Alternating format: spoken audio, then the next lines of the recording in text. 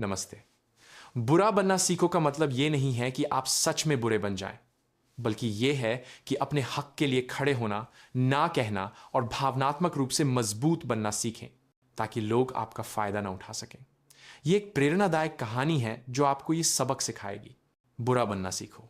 एक प्रेरणादायक कहानी। एक समय की बात है, एक हरे भरे जंगल में रामू नाम का एक सीधा और नेक लकड़हारा रहता था। रामू स्वभाव से इतना सरल और अच्छा था कि वो किसी को भी ना नहीं कह पाता था। जंगल के सभी जानवर और यहां तक कि अन्य लकड़हारे भी उसकी इसी सीधी सादी प्रवृत्ति का फायदा उठाते थे। रामू रोजाना सुबह सबसे पहले जंगल में पहुंचता और जी तोड़ मेहनत करके लकड़ियां काटता, पर जैसे ही वह अपना काम खत्म करता दूसरे लकड़हारे आ जाते। कोई कहता, रामू मेरी लकड़ियों का गट्ठर भारी है, थोड़ा मेरा भी उठा दे।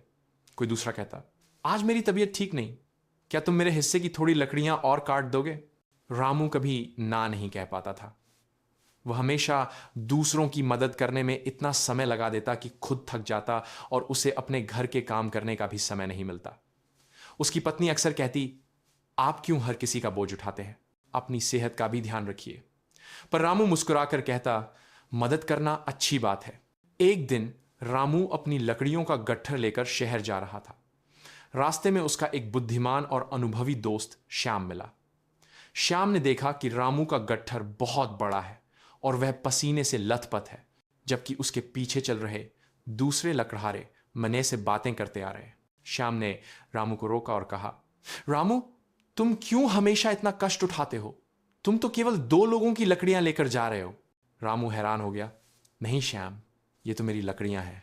श्याम हंसा, नहीं मेरे दोस्त, बाकियों को देखो, उन्होंने अपनी कुछ लकड़ियां चुपके से तुम्हारे गट्ठर में रख दी हैं, क्योंकि उन्हें पता है कि तुम ना नहीं कहोगे और उनका काम कर दोगे। यह सुनकर रामू की आंखों में आंसू आ गए। उसे अपनी अच्छाई पर गुस्सा आया। श्याम ने रामू के कंधे पर हाथ रखा और कहा, बुरा बनना सीखो। रामू, मेरा मतलब यह नहीं कि तुम किसी को सताओ, बल्कि यह है कि तुम बुद्धिमान बनो। जंगल में सबसे पहले सीधे पेड़ों को काटा जाता है जो आसानी से कट जाते हैं। टेढ़े मेढ़े और कठोर पेड़ बचे रहते हैं। श्याम ने समझाया, ना कहना सीखो। जब तुम्हें लगे कि कोई तुम्हारा समय या ऊर्जा बर्बाद कर रहा है तो बिना अपराध बोध के ना कहो, यह तुम्हारा हक है।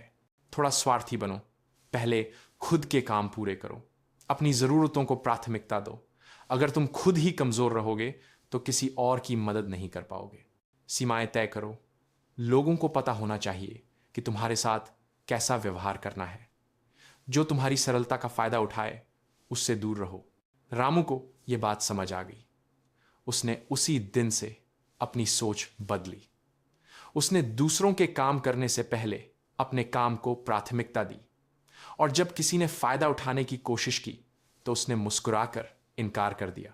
धीरे धीरे लोगों ने उसका फायदा उठाना बंद कर दिया। अब रामू के पास खुद के लिए भी समय था और वह पहले से अधिक खुश और सफल था।